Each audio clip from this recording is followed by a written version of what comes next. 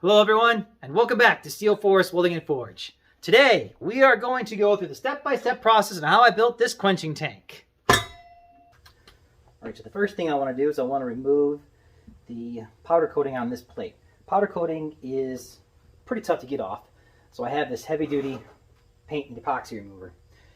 So I don't want to clean the paint off of all this, I don't need to. So what I'm going to do is put this on here, scratch around it with a scribe, and just wipe off or remove the material that I need to. So to center this guy, you can take our plate here, which is 10 inches. This is 4.5. So we take 10 minus 4.5, that's 10.5. Then we take the 5.5 and divide it by 2, that is 2 3/4. So once I put this on here, the distance between the edge of this tube and the edge of this plate should be 2.5 inches to have it centered. There's 2 3/4, 2 3/4.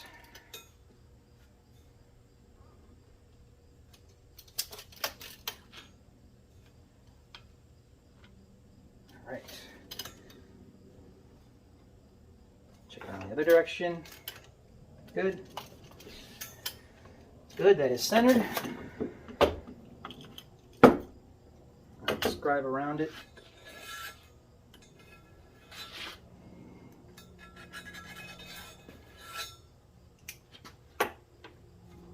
Now I have a line where I have to remove material. Now I think I'm just going to go ahead and remove it maybe a little outside this line because I'm going to be welding it, so I might as well. It's just going to burn off. Now this is nasty stuff. So nasty that I am going to be using both safety glasses and goggles when I use it. Or safety glasses and vinyl gloves, I should say, while I use it.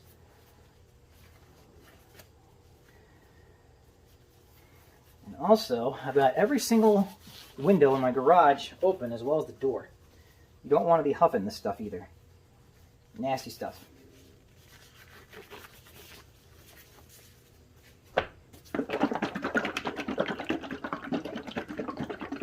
Typically what you do is you dump this into some kind of metal container. Metal, not plastic. And then take a brush, and from there pour it onto here. I'm lazy, so I'm not going to do that. I'm just going to pour a small amount right on here. This stuff is super thick. It's almost like a goop. So now I'm just going to brush it around, both well outside that line, again, to make room for when I weld it. You do want to lay it on kind of thick. And I'm using a disposable foam brush. Just kind of give you guys an idea how nasty this stuff is. Look at that brush already. That foam was almost dissolved. Alright, we're going to let that sit for 15 minutes. Then we'll come back to it. In the meantime, I'm going to start cleaning off this tubing, getting it ready for welding.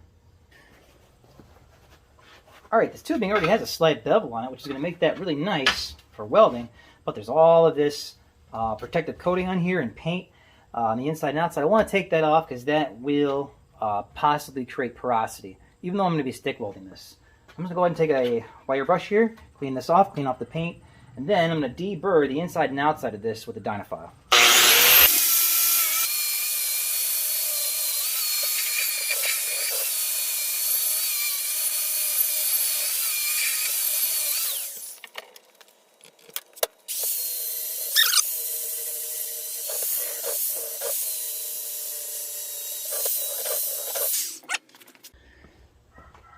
Alright, while that paint is still stripping, I can start working on a lid. Got this old piece of 1/8 inch material. This was actually the base to my old forge stand. This is why you never throw anything away. So, I'm just going to go ahead, trace out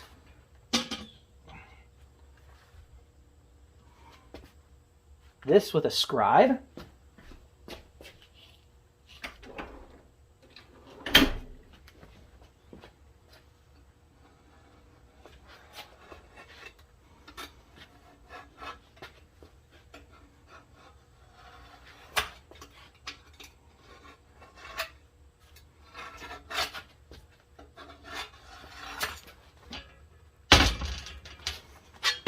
And there's my lid. All right, I'm going to go ahead and cut part of this out into a rough cut. Then cut off wheel.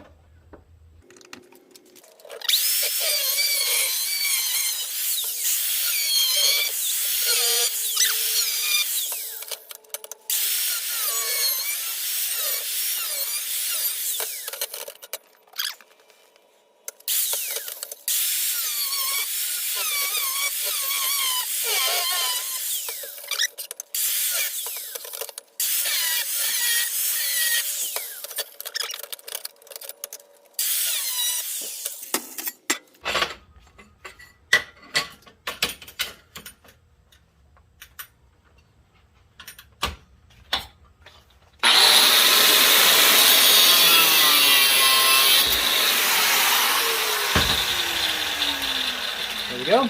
Next step is to grind it round. Clean it up. Alright, now that this stuff has been sitting, it's time to scrape it off. Again, this is pretty nasty, so I'm going to be wearing gloves and safety glasses. And this should just scrape almost right off. Look at that. Alright, going to clean the remainder of this stuff off the wire wheel really quick.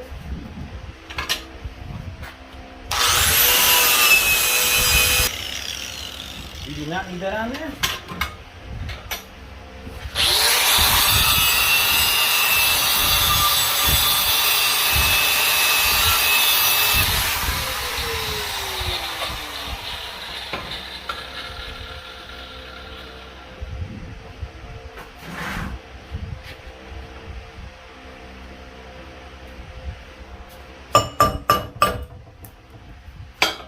Flush. So whenever I build something for my shop, I always try to put a bit of an artistic flair to it. And the reason for that is because I am a blacksmith. When you tell a client you are a blacksmith, that comes with a certain expectation, like an appreciation for art. And one good way of doing that is just putting a bit of an artsy flair on anything that you build. You know, if you look at this unit here, it's going to be fairly boring, but I need to put a pair of handles on it so I can move it around. And I was thinking I can just take a piece of this 3/8 square stuck I got, just put a few twists on it, and put a nice little artistic flair to this otherwise boring piece. So let's go ahead and do that.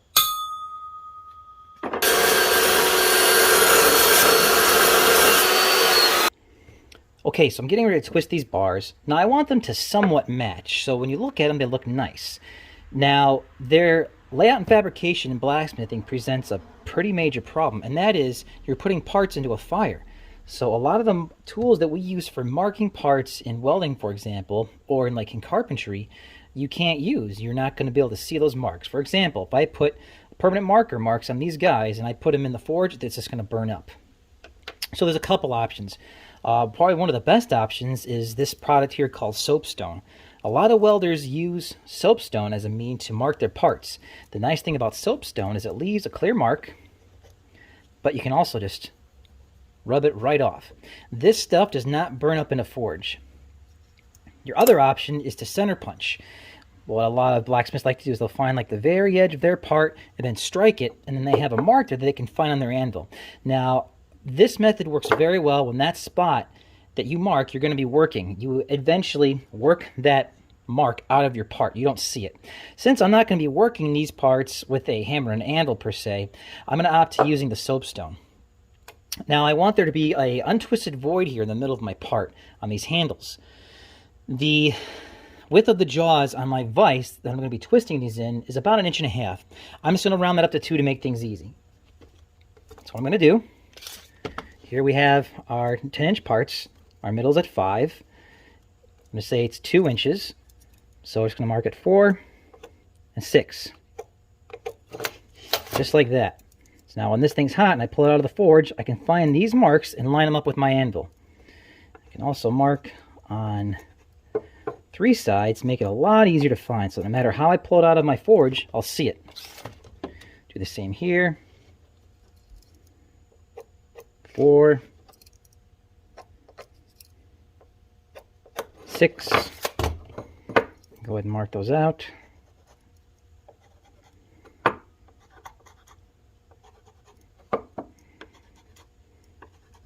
right, now let's go ahead and stick these guys in the fire, get them twisted up.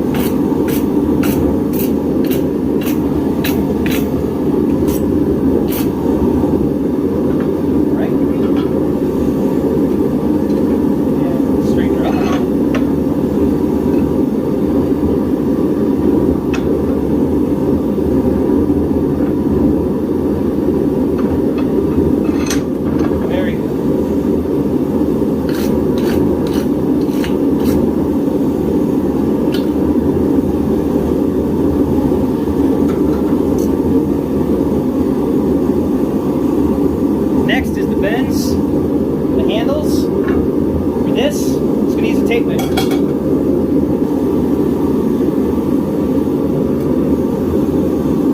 I want to be careful here. I don't want to totally destroy the twist. I'll loosely clamp it.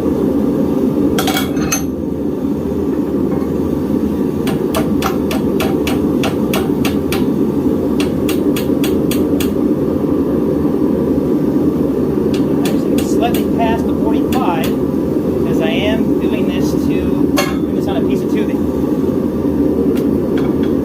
The tubing is not going to have an even surface. Or no, it's not a flat surface. So these are at the slightly coming inward.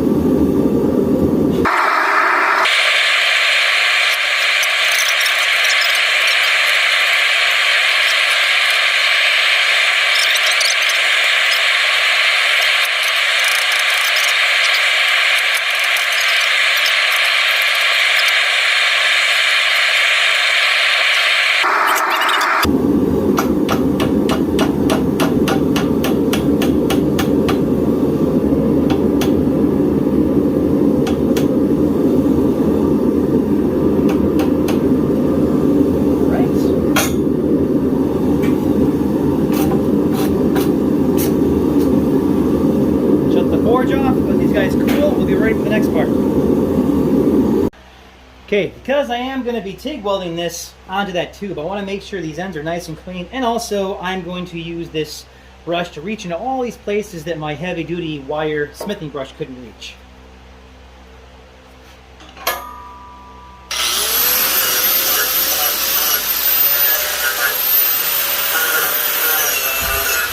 Okay, now that we have all our parts, we're going to do a quick dry fit up. And what that means is we're going to put all of our parts together and just roughly lay them out without doing any welding, just to make sure everything's going to fit.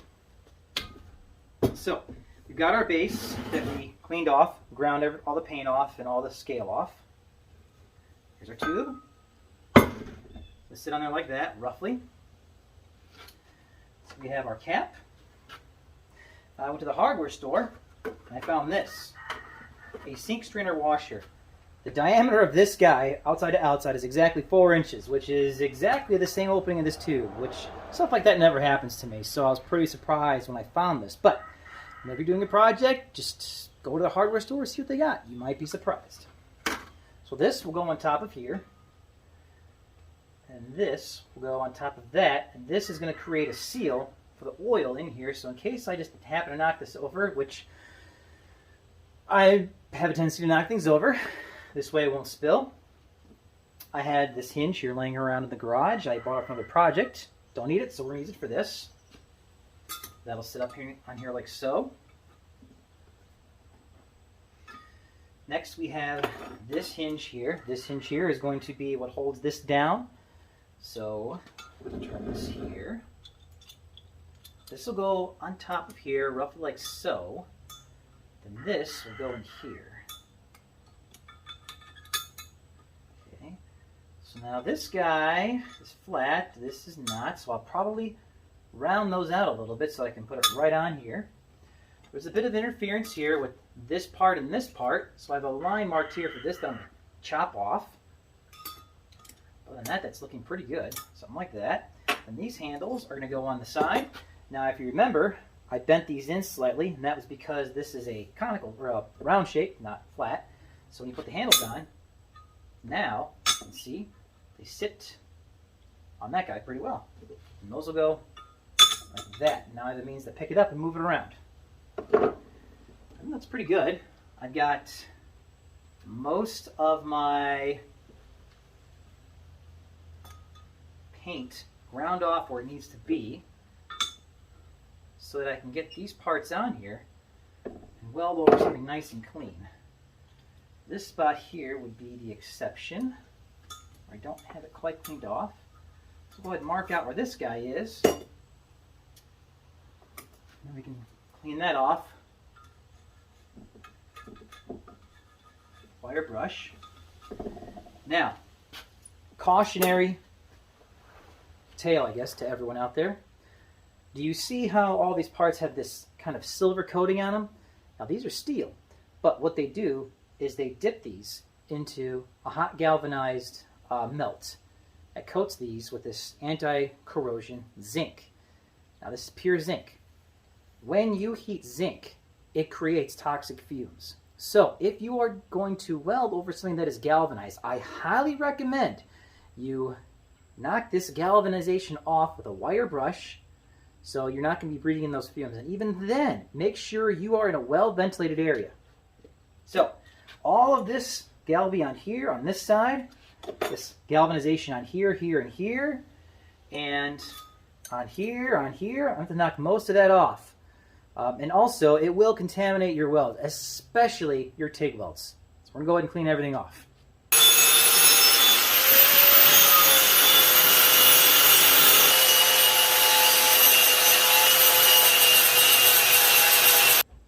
All right, so we're going to go ahead and start tacking up. First thing I'm going to do is center this tube onto this plate. Now we are centered on the plate. Now to square it, I'm going to find the high point, and if you want to see a good video on how to square a piece of tubing to a square plate or square plate, I do have one, so check that out on my channel.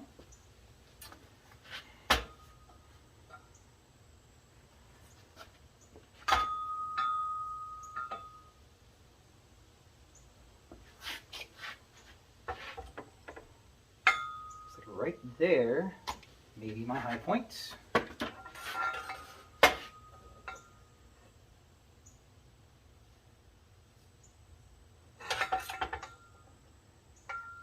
Yes, right there.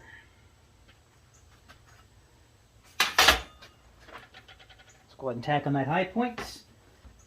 And I'm just going to go ahead and TIG welding this with some 032 wire. 145 amps, that should be plenty. A little low on argon. Hopefully we'll get through with at least tacking this guy up before I run out. I do not feel like stick welding this guy unless I have to. I'll go ahead and put a good sized tack here on this high point.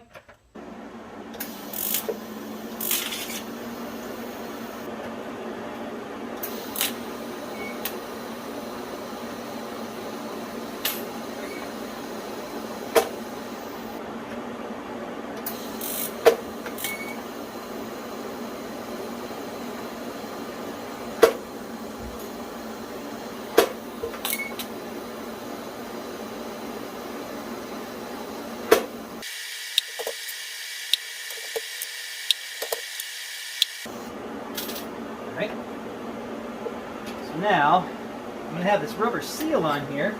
If I were to tack this on like so, I'm not going to get that rubber seal on. However, I got to be really careful. Don't want to melt it.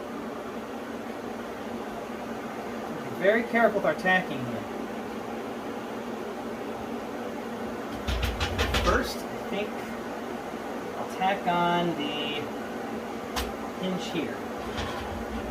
I have a spot right here I cleaned off of the hinge, as well as up here on top.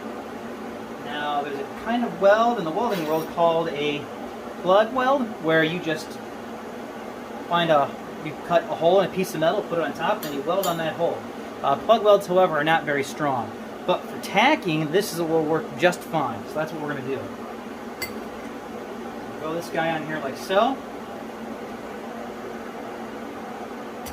Weight on it so it doesn't go anywhere.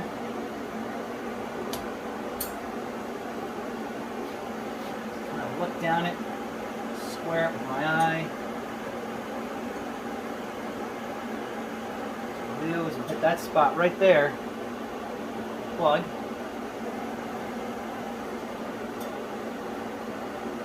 And that should help keep that steel from moving back and forth while I tack it on. Use the little filler rod for this.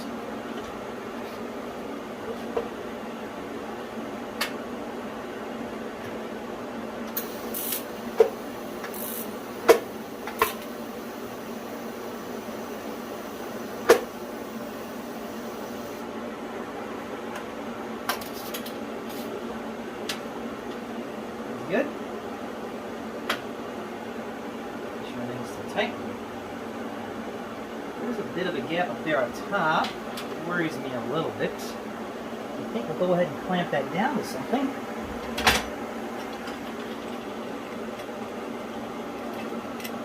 A little crazy. just to kind of eliminate that gap.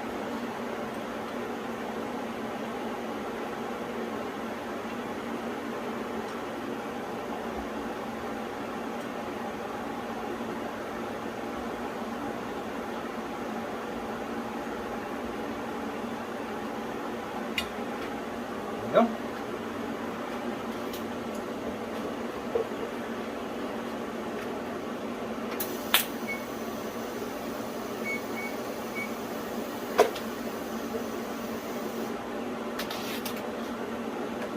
Now comes the part where we gotta be careful. This steel is much thinner and there's that rubber seal on there.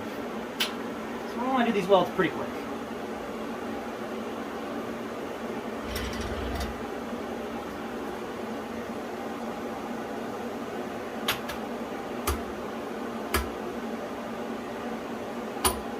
First of all I'll do is I'll tack this one here in the middle. The seal isn't there, so I can get that one fairly hot.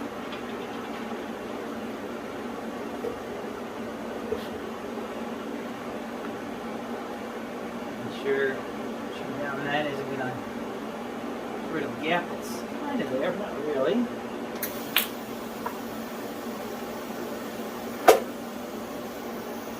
Tack this guy too.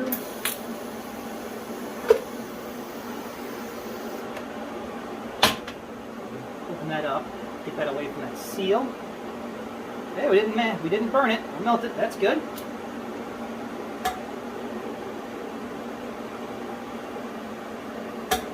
That down there does not create a gap on that last spot.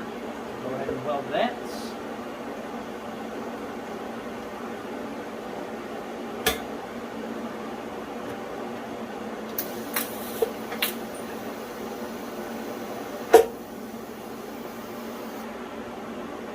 Okay.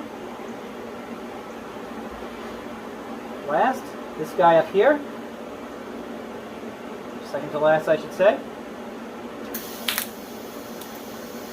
There is a gap on this one, but that's just the nature of the material. Clamp off.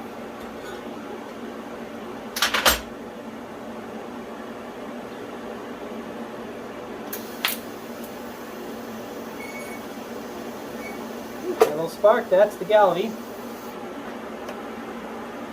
Alright, got that all tacked up pretty well. While we're waiting for this part up here to cool down, we're going to go ahead and put the handles on. So I have some marks marked out at 18 inches.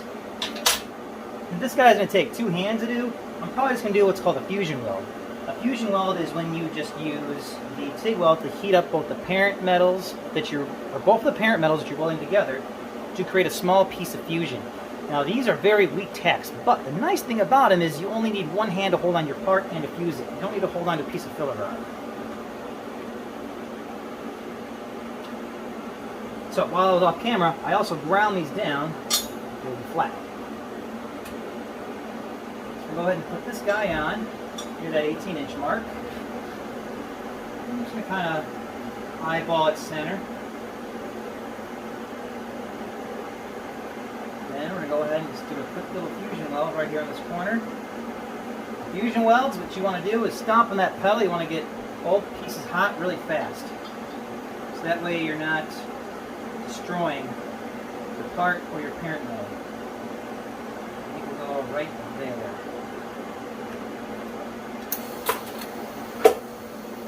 Like that. Quick little fuse. That's welded there. Double check my height. 18 on the dot. A little high right there. Now I can do a good weld on this side with some filler rod.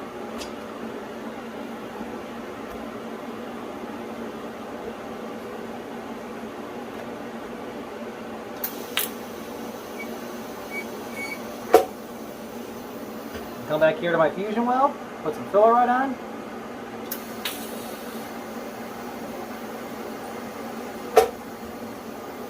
Got 2 little nice tacks there. Eyeball this guy to make sure he's not kinked up or down. And actually right there, he looks pretty good. I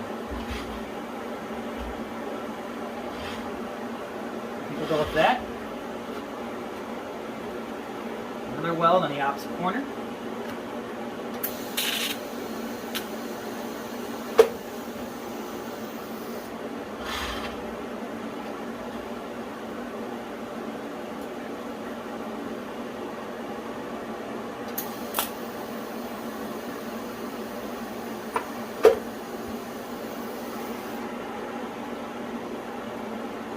It's not going anywhere.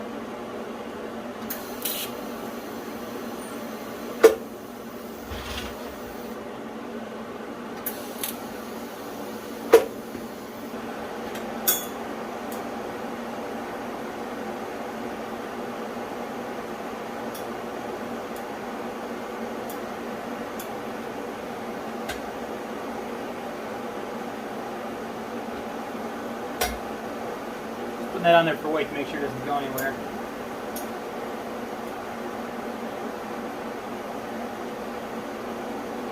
By the way, if you're wondering what these are called, they're called 1, 2, 3 blocks. They're called that because they are 1, and 2, and 3 inches. If you're a welder, I highly recommend getting it there. Go ahead and tack this guy into place. The seal is not on here right now.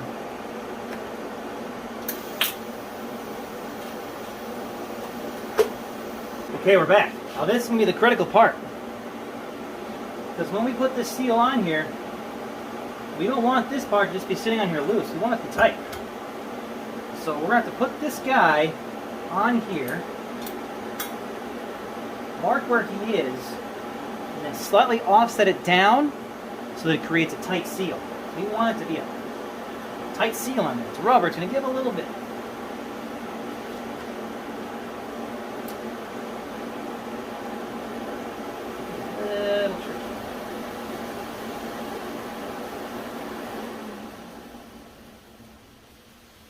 She is right now.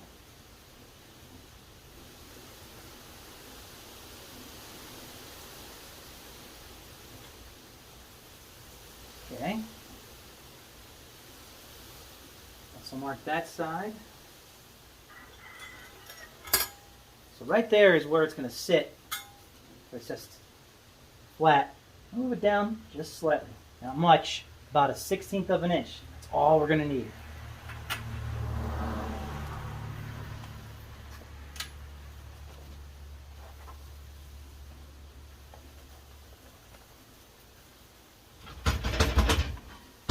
Go ahead and lay this down flat. So.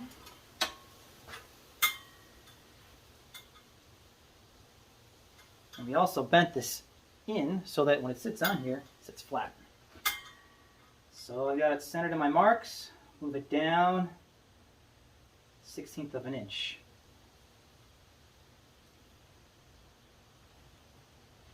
Now I'm going to tack this on an outside corner. The reason for that is if this does not work out, this where it is now, I can grind those tacks off. If I do a slot weld or a plug weld in this case, I'd have to drill it out. I don't want to do that. All right, that still looks pretty good.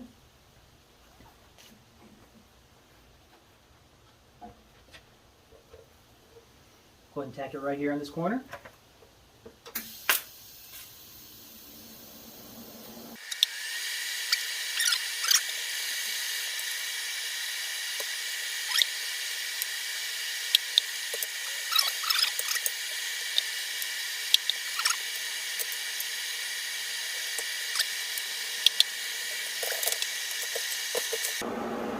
Let's see how that looks. It's not too hot. This should take just a little bit of force to get on there tight.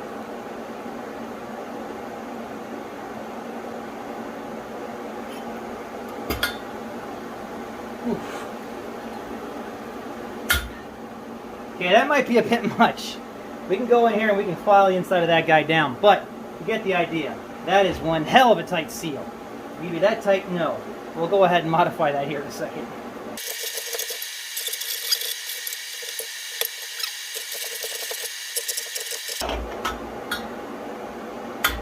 There we go. That's pretty good.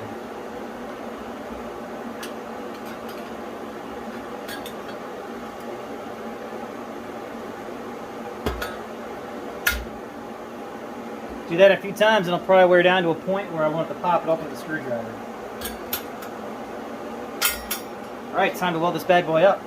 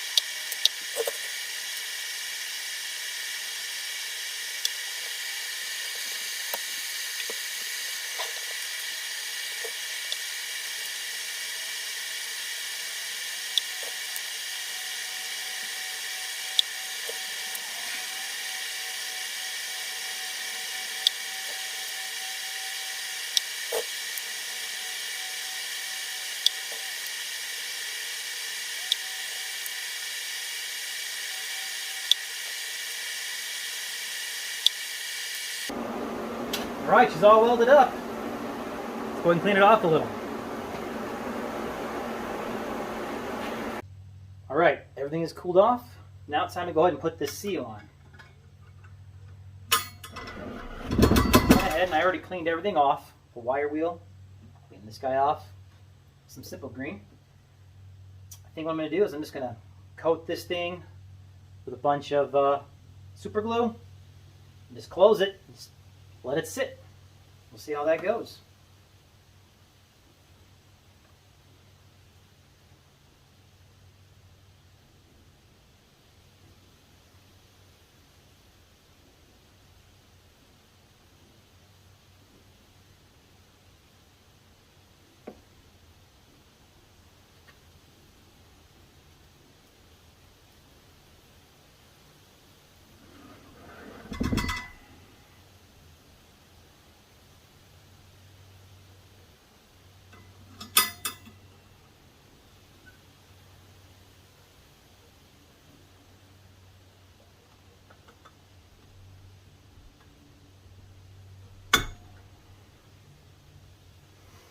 Alright, let that sit for a while and we'll see how we did. Alright, we got the entire unit all cleaned up. The glue has all dried, so it's time to test for leaks and time to test our seal. So I got a gallon of just water here. I'm just going to pour it in and we're just going to sit and look and see if any leaks come out of the bottom of this guy.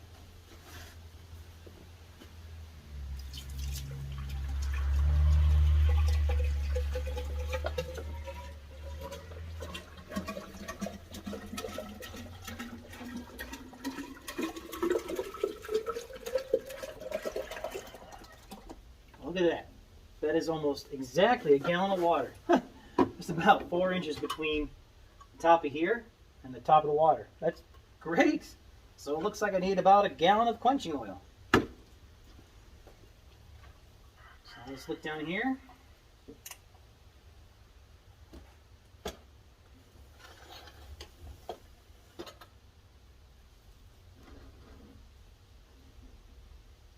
Let's see the water coming out.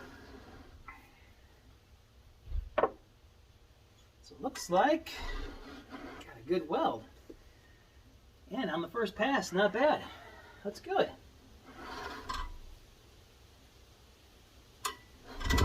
Alright. me, that's the easy part. I've done that plenty of times in my life. Now, the part I've never done before, seeing if the seal holds up. Now, if it's not perfect, it's not the worst thing in the world, but it would be a nice added bonus. Just knowing that if I accidentally knock this thing over, that it's not going to spill everywhere. Looks like I am going to still need to modify that a bit. All right, let's see.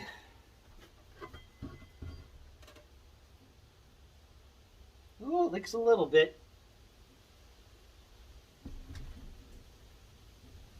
Maybe that needs to be adjusted slightly aside. Let's try that again.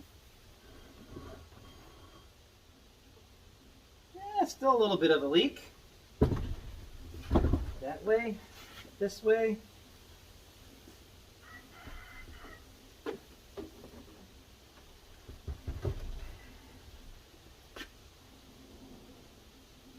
And there's a slight leak there, but you know what? That's all it leaks. I'll take it. That's plenty of time for me to go, oh shoot, and pick this thing up if I drop it. All right. Looks like it's time to paint, and then this guy is going to be done.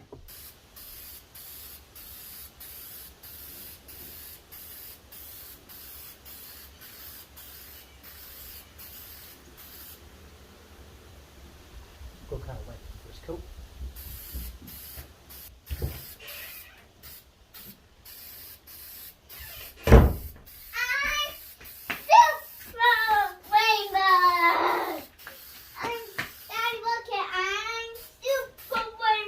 Super Rainbow? Who's that? That's Wood.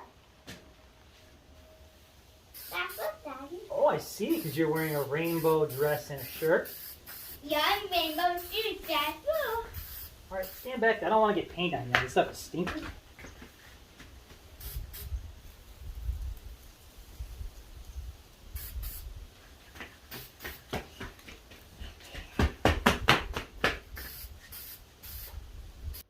Well, I gotta say, I'm pretty happy with how this came out.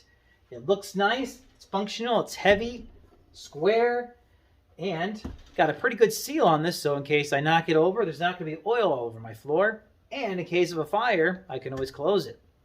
So, thanks for watching, guys, and please give me a thumbs up if you like this video. Please give me a subscription if you like this video. If you have any questions, please write them in the comments down below. I want questions and answers to be a big part of this channel. So if you have any questions related to metalworking at all, please feel free to ask. Thanks again for watching, guys. I'll see you next time.